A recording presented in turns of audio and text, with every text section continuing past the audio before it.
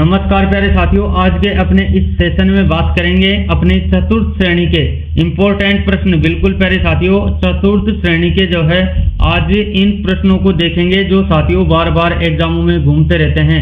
उन्हीं प्रश्नों को साथियों आज के अपने इस सेशन में ऐड किया है और इसमें शामिल करेंगे अपने बीएसटीसी और प्यारे विद्यार्थियों पीटीटी के इम्पोर्टेंट प्रश्न भी जो है आपको इसी वीडियो के माध्यम से देखने को मिलेंगे।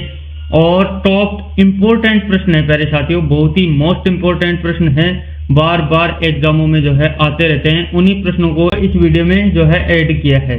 बिल्कुल सभी साथी अपने इस सेशन से जुड़ जाएंगे और वीडियो को अंत तक जरूर बात करना प्यारे साथियों। ये आपकी सबसे बड़ी कमी है कि आप थोड़ा सा देखते हो और आप चले जाते हो, इम्पोर्टेंट बातें आपकी छूट जाती है। इस वजह से बोल रहा हूँ अपने इस सेशन को एंड तक जरूर बात करना। और इसी के साथ चलते हैं, आज का अपना पहला प्रश्न है बिल्कुल स्क्रीन पर आप लोगों के जस्ट सामने।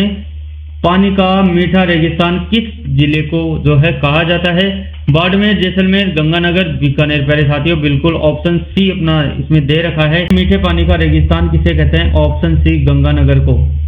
और इसी में बात करते हैं साथियों, गंगानगर को राजस्थान का पंजाब भी कहा जाता है। यह इंदिरा गांधी नहर के कारण हरा भरा है। यहाँ का मुख्य उत्पादन गेहूं, कपास, गन्ना आदि है। सभी इंपॉर्टेंट लाइनें हैं, नोट डाउन जरूर कर लेना, पेन कॉपी लेके जरूर बैठा करो। और अगला है, यह पाकिस्तानी सीमा से लगा हुआ है और भौगोलिक दृष्टि से यह एक शुष्क क्षेत्र है, लेकिन सिंचाई ने इसे उपजाऊ बना दिया है। काफी शानदार लाइनें थी, सभी ने जो है इसको नोट डाउन जरूर कर लिया होगा। और अगला प्रश्न है, राजस्थान की पहली महिला मुख्यमंत्री कौन थी? वसुंधरा राजे, ममता शर्मा, श्रीमती विद्याबेन शाह और रमा देवी। प्यारे साथियों बिल्कुल ऑप्शन ए इसमें अपना दे रखा है। वसुंधरा राजे जो है राजस्थान की पहली मुख्यमंत्री महिला थी। ऑप्शन ए इसमें राइट हो जाएगा। और इसी में बात करते हैं, पहली बार मुख्यमंत्री बनी 2003 में कौन? अपने वसुंधरा राजे, और भाजपा की नेता है, धौलपुर राजघराने से संबंध रखती है, ग्वालियर की राजमाता विजय राजे सिंधिया की पुत्री है और महिला सशक्तिकरण के क्षेत्र में सक्रिय भूमिका निभाई है। सभी बातें इंपॉर्टेंट थी, इसको जो है नोट डाउन जरूर कर लिया उम्मीद है। और अपना नेक्स्ट क्वेश्चन है, किस राजा ने चित्तौड़ को अलाउद्दीन खिलजी से बचाने के लिए संघर्ष किया था? राणा कुंभा, महाराणा प्रताप, राणा सांगा, राणा रतन सिंह। बिल्कुल ऑप्शन इसमें जो है डी अपना करेक्ट हो जाएगा। साथियों आपको जो है इन 25 प्रश्नों में से आपके कितने प्रश्न सही होते हैं, आपके अकॉर्डिंग आप अपने आंसर को जो है एक पेन कॉपी में लिख लीजिएगा कि हमारा ये प्रश्न सही है। इसमें यानी खुद का जो प्रश्न होता है उससे आपको आइडिया लगेगा कि आपके कितने प्रश्न सही होते हैं 25 में से। और लास्ट में जो है कमेंट जरूर करना आपके कितने प्रश्न सही होते हैं। इसमें अपना करेक्ट आंसर साथियों ऑप्शन डी हो जाएगा। किस राजा ने चित्तौड़ को जो है अलाउद्दीन खिलजी से बचाने के लिए संघर्ष किया था? किसने किया था? राणा रतन सिंह ने। और इसी में बात करते हैं, 1303 में अलाउद्दीन खिलजी ने चित्तौड़ पर आक्रमण किया और राणा रतन सिंह मेवाड़ के राजा थे। रानी पद्मिनी की प्रसिद्ध कहानी इसी काल से जुड़ी है और युद्ध में रतन सिंह वीरगति को प्राप्त हुए। चित्तौड़ की स्त्रियों ने जौहर किया। बहुत ही शानदार लाइनें थी। और अगला प्रश्न है, किस स्थल पर हरियाली अमावस्या के मेले का आयोजन होता है? किस स्थल पर हरियाली अमावस्या के मेले का आयोजन होता है? बिल्कुल प्यारे साथियों ऑप्शन सी इसमें आप पॉइंट टू पॉइंट बात करेंगे। इसमें जो है सी ऑप्शन अपना करेक्ट हो जाएगा साथियों। हरियाली अमावस्या के मेले का आयोजन जो है उदयपुर क्षेत्र में होता है। ऑप्शन सी इसमें दे रखा है, इस वजह से डायरेक्ट बात करेंगे। तो प्यारे साथियों इसमें बात करते हैं, यह मेला फतेह सागर झील के किनारे लगता है। पर्यावरण और हरियाली से जुड़ा पर्व है और स्थानीय लोग झील के किनारे पिकनिक मनाते हैं और पारंपरिक वाद्य और लोक नृत्य प्रस्तुत होते हैं। हरियाली अमावस्या श्रावण मास में आती है, याद रखना। और अपना नेक्स्ट क्वेश्चन है, थार रेगिस्तान को महान भारतीय मरुस्थल किसने कहा? किसने कहा साथियों? बिल्कुल ऑप्शन सी इसमें करेक्ट हो जाएगा। कर्नल टोड ने कहा था। ऑप्शन सी इसमें एकदम राइट है। और इसमें बात करते हैं, कर्नल टोड ब्रिटिश इतिहासकार और राजस्थान के इतिहास पर ग्रंथ लेखक थे और उन्होंने annals and antiquities of Rajasthan पुस्तक लिखी थी। बिल्कुल नोट डाउन कर लेना। और थार को ग्रेट इंडियन डेजर्ट कहा जाता है। किसने कहा था? ये भी इन्होंने ही कहा था। और वे मेवाड़ और मारवाड़ की संस्कृति से प्रभावित थे। राजस्थान को राजपूताना नाम भी इन्होंने दिया था। कब देख लो इनसे जुड़ी कितनी बातें इंपॉर्टेंट हैं। और अपना अगला प्रश्न है, राजस्थान का वह ऐतिहासिक किला कौन सा है जिसने विश्व धरोहर यानी वर्ल्ड हेरिटेज घोषित किया। साथियों इसमें ऑप्शन जो है अपने चारों यानी तीनों ऑप्शन एकदम करेक्ट हो जाएंगे, उपरोक्त सभी इसमें करेक्ट हो जाएगा। चित्तौड़गढ़, रणथंभौर, कुंभलगढ़ का जो ऐतिहासिक ऐसा किला है जो विश्व धरोहर हेरिटेज में घोषित किया जा चुका है। ऑप्शन डी यानी उपरोक्त सभी सही हो जाएगा। और इसमें बात करते हैं, यूनेस्को द्वारा 2013 में राजस्थान के 6 किलों को विश्व धरोहर सूची में जो है शामिल किया है। इसमें चित्तौड़गढ़, कुंभलगढ़, रणथंभौर, गागरोन, आमेर और जयगढ़ किले शामिल हैं। इन्हें हिल्स फोर्ट्स ऑफ राजस्थान के नाम से भी सूचीबद्ध किया है। ये किले राजपूत वास्तुकला और संस्कृति के लिए प्रतीक है और सुरक्षा, जल प्रबंधन और किले की बनावट अद्वितीय है। और अपना अगला प्रश्न है, राजस्थान की पहली वन नीति कब घोषित की गई। बहुत ही शानदार प्रश्न है, बिल्कुल ऑप्शन डी इसमें दे रखा है। ऑप्शन डी यानी 2011 में जो है राजस्थान की पहली वन नीति लागू की गई थी। ऑप्शन डी इसमें करेक्ट हो जाएगा। और इसी में बात करते हैं, राज्य सरकार ने 8 जून 2011 को पहली बार वन नीति घोषित की और उद्देश्य क्या था, वनों का संरक्षण, वृक्षारोपण और जैव विविधता की सुरक्षा। और नीति के अंतर्गत ग्रीन राजस्थान कार्यक्रम शुरू किया गया।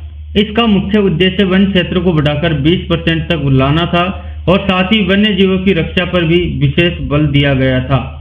अपना नेक्स्ट क्वेश्चन है, रेतीला, सुनहरा त्रिकोण, सैंडी गोल्डन ट्रायंगल किन जिलों को कहा जाता है। बहुत ही शानदार प्रश्न है। इसमें ऑप्शन बी इसमें दे रखा है, बिल्कुल जोधपुर, बाड़मेर, जैसलमेर को ट्रायंगल जो है सैंडी गोल्डन कहा जाता है। ऑप्शन बी इसमें करेक्ट हो जाएगा साथियों।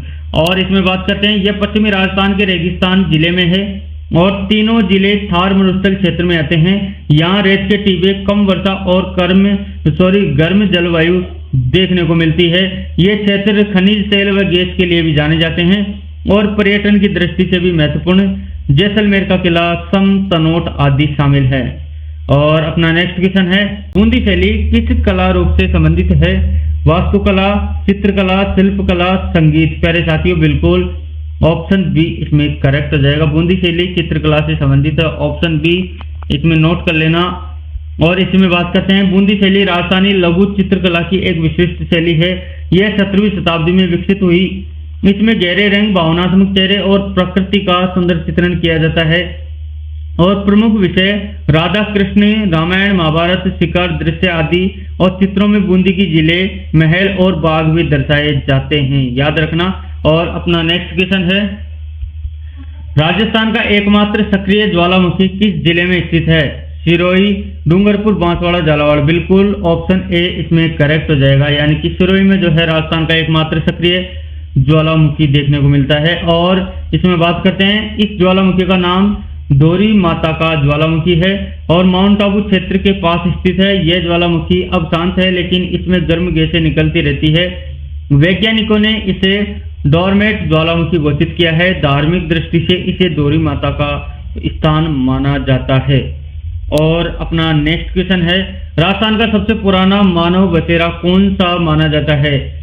बिल्कुल प्यारे साथियों ऑप्शन बी इसमें बागोर को माना जाता है।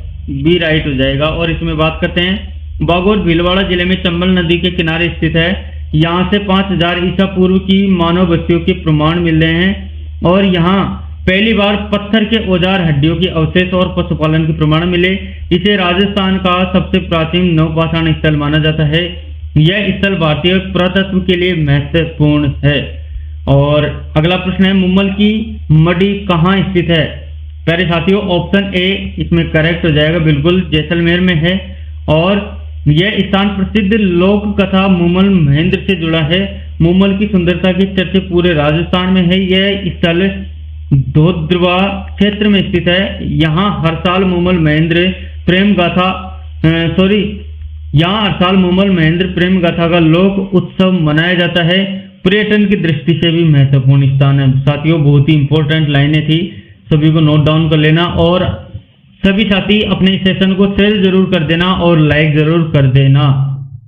और अगला प्रश्न है, राजस्थान में सर्वाधिक बांध किस जिले में स्थित है। साथियों बहुत ही शानदार बात कही है। ऑप्शन बी इसमें करेक्ट हो जाएगा, यानी बूंदी में है जो सर्वाधिक बांध देखने को मिलते हैं। और बूंदी को झीलों को बूंदी को झीलों और बांधों का नगर कहा जाता है। यहाँ लगभग 50 से अधिक छोटे बड़े बांध हैं। नरगढ़ बांध, देवनारायण सागर आदि प्रमुख बांध हैं। जल संरक्षण की प्राचीन परंपरा रही है और यह जल प्रबंधन का एक उत्कृष्ट उदाहरण भी है। और अपना अगला प्रश्न है, नगाड़े की तरह आवाज करने वाली पहाड़ी किस जिले में स्थित है? बिल्कुल सिरोही जिले में, ऑप्शन डी इसमें करेक्ट हो जाएगा साथियों। इसमें बात करते हैं, इस पहाड़ी को नगाड़ा पहाड़ी कहते हैं। जब इस पहाड़ी पर कूदते हैं या जोर से चिल्लाते हैं तो नगाड़े जैसी ध्वनि आती है। वैज्ञानिक इसे गुंजायमान ध्वनि तरंगे का चमत्कार मानते हैं। यह स्थल माउंट आबू क्षेत्र में स्थित है। इसे स्थानीय लोग धार्मिक स्थल भी मानते हैं। और अपना नेक्स्ट क्वेश्चन है साथियों, राजस्थान के किस मेले को एशिया का सबसे बड़ा पशु मेला कहा जाता है? बहुत ही शानदार बात है, ऑप्शन बी एकदम करेक्ट हो जाएगा। पुष्कर के मेले को कहा जाता है। और इसी में चर्चा करते हैं, पुष्कर मेला अजमेर जिले में स्थित है, यानी लगता है। और कार्तिक पूर्णिमा को यह मेला लगता है। इसमें ऊंट, घोड़े, गाय, भैंस आदि की खरीद बिक्री होती है। साथ में लोक नृत्य, संगीत, खेल, साज सज्जा प्रतियोगिताएं भी होती है और यह अंतर्राष्ट्रीय पर्यटन आकर्षण है। अगला प्रश्न है, थाली बजाओ योजना किस उद्देश्य से चलाई गई थी? बिल्कुल प्यारे साथियों, ऑप्शन सी इसमें करेक्ट हो जाएगा। भ्रूण हत्या को रोकने के मकसद से थाली बजाओ योजना चलाई गई थी। और इसी में बात करते हैं, यह योजना मुख्यमंत्री अशोक गहलोत द्वारा चलाई गई थी। जब कोई बेटी जन्म ले तो थाली बजाकर स्वागत करने की परंपरा को प्रोत्साहित किया गया।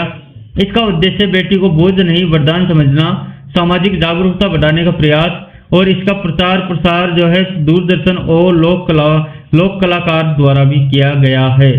अगला प्रश्न है, महेंद्रगढ़ शिलालेख किस भाषा में है? प्यारे साथियों, ऑप्शन सी इसमें जो है करेक्ट कर लेना। संस्कृत भाषा में जो है महेंद्रगढ़ शिलालेख इसकी लिपि है और यह शिलालेख 6वीं शताब्दी का है। इसमें गुइल वंश के शासकों का उल्लेख मिलता है। इस शिलालेख से राजस्थान के प्रारंभिक राजवंशों की जानकारी मिलती है। यह राजपूताना के इतिहास के लिए महत्वपूर्ण स्रोत है। यह शिलालेख आज भी सुरक्षित है। और साथियों अगला प्रश्न है, सूरजगढ़ दुर्ग कहाँ स्थित है? याद रखना इस प्रश्न को, ये बार बार रिपीट होता रहता है। पहला ऑप्शन इसमें करेक्ट हो जाएगा। बिल्कुल झुंझुनू में सूरजगढ़ दुर्ग देखने को मिलता है और यह किला शेखावाटी क्षेत्र में स्थित है। इसे 18वीं शताब्दी में ठाकुर सूरजमल ने बनवाया था। किले की वास्तुकला राजस्थानी मुगल शैली में है। इसे पेंटिंग्स का संग्रहालय भी कहा जाता है। यहाँ विदेशी पर्यटक भी जो है बड़ी संख्या में आते रहते हैं। अपना नेक्स्ट क्वेश्चन है, राव मल्लीनाथ पशु मेला कहाँ लगता है? कहाँ पे लगता है? बिल्कुल ऑप्शन बी यानी बाड़मेर में राव मल्लीनाथ पशु मेला लगता है। और इसमें बात करते हैं, राव मल्लीनाथ राजपूत योद्धा थे। हर साल अप्रैल में तिलवाड़ा गांव में यह मेला लगता है। यह ऊंटों, घोड़ों और बैलों का प्रसिद्ध व्यापारिक मेला है। यहाँ धार्मिक आयोजन और खेल कूद की प्रतियोगिताएं होती हैं। यह ग्रामीण जीवन और संस्कृति को दर्शाने वाला मेला है। अगला प्रश्न है, राजस्थान के किस किले में नीलकंठ महादेव मंदिर स्थित है? कुंभलगढ़, रणथंभौर, चित्तौड़गढ़, गागरोन। प्यारे साथियों, ऑप्शन बी रणथंभौर में जो है नीलकंठ महादेव जी का मंदिर देखने को मिलता है। ऑप्शन बी इसमें करेक्ट हो जाएगा साथियों। और इसमें बात करते हैं, यह मंदिर रणथंभौर दुर्ग में स्थित है। शिवरात्रि पर यहाँ विशाल मेला भरता है। यह मंदिर प्राचीन चट्टानों पर बना हुआ है। वास्तुकला में गुर्जर प्रतिहार शैली की झलक मिलती है।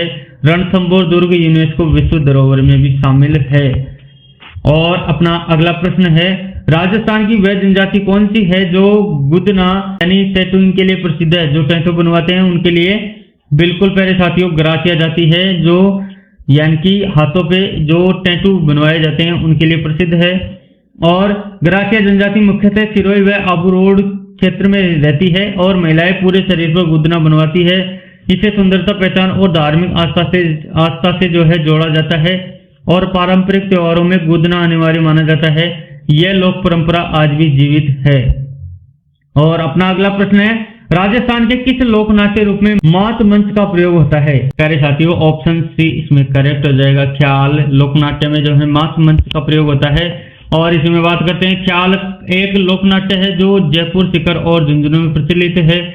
इसमें मात नामक ऊंचा मंच होता है जिस पर कलाकार नाटक प्रस्तुत करते हैं। और धार्मिक, सामाजिक और ऐतिहासिक कहानियां प्रस्तुत की जाती है। संगीत, नृत्य, संवाद सभी शामिल होते हैं। इसे लोक रंगमंच की रीढ़ माना जाता है। और अपना नेक्स्ट क्वेश्चन है, राजस्थान में अनोखी हवेली संग्रहालय कहाँ स्थित है? साथियों बहुत ही शानदार प्रश्न है, बिल्कुल आमेर में स्थित है। ऑप्शन डी इसमें करेक्ट हो जाएगा। और इसी में बात करते हैं, यह संग्रहालय आमेर जयपुर में स्थित है और यह ब्लॉक प्रिंटिंग छपाई की परंपरा को जो है संजोया गया है और पुराने औजार, डिजाइन और कपड़ों का संग्रह है। यह शिक्षा व प्रशिक्षण का केंद्र भी है। इसे हाथों की कला का मंदिर भी कहा जाता है। और अपना अगला प्रश्न है, आज का अंतिम प्रश्न है, राजस्थान की किस नदी को वन्य जीवों की जीवन रेखा कहा जाता है? साथियों बहुत ही शानदार प्रश्न है, ऑप्शन बी इसमें लॉक कर लेना। चंबल नदी को राजस्थान की जो है वन्य जीवों की जीवन रेखा कहा जाता है। और इसमें बात करते हैं, चंबल नदी राजस्थान के कोटा, सवाई माधोपुर और धौलपुर जिलों से जो है ऊपर गुजरती है। यह नदी घड़ियाल, डॉल्फिन, मगरमच्छ जैसे जलजीवों की आश्रय स्थली है। चंबल नदी के किनारे राष्ट्रीय घड़ियाल अभ्यारण्य भी स्थित है। यह प्रदूषण रहित और गहरी नदी भी मानी जाती है और पर्यावरणीय दृष्टि से इसे अति संवेदनशील माना गया है। साथियों बहुत ही शानदार बातें हैं और सारी की सारी बातें जो है बहुत ही शानदार थी। सारे प्रश्न इंपॉर्टेंट थे। साथियों उम्मीद है वीडियो अगर पसंद भी नहीं आया होगा तो कई प्रश्नों का आपको जो है लाभ होने वाला है। प्यारे साथियों अगर थोड़ा सा भी अच्छा लगा हो तो हमारे इस सेशन को लाइक करके जरूर जाना और ऐसे इंपॉर्टेंट प्रश्न लाते रहते हैं आपके अपने जीके वीडियो चैनल पर। आप हमसे जुड़ सकते हैं। एग्जाम तक हम ऐसे ही इंपॉर्टेंट प्रश्न लाते रहेंगे।